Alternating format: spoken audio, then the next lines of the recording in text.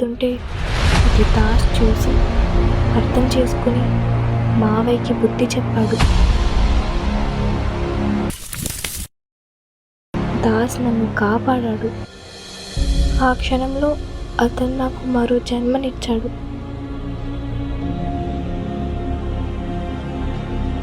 అప్పటికే నీ చెల్లి చనిపోయింది. ఇప్పుడు ఎంత ఆనందంగా బ్రతుకుతుంది. నీ చెల్లి కాదు, ఆ దాస్ కాపాడిన అంజలి.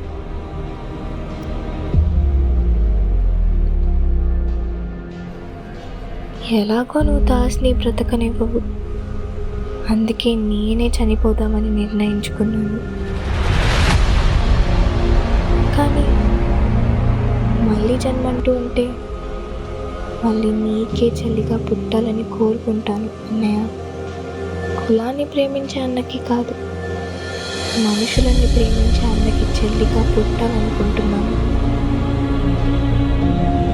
మళ్ళీ నీ ప్రేమని నేనే పొందాలని కోరుకుంటున్నాను అన్నయ్య. ఉంటాను. ఇట్లు నీ చెల్లి అంజలి. మళ్ళీ జన్మంటూ ఉంటే మళ్ళీ నీకే చెల్లిగా పుట్టాలని కోరుకుంటాను.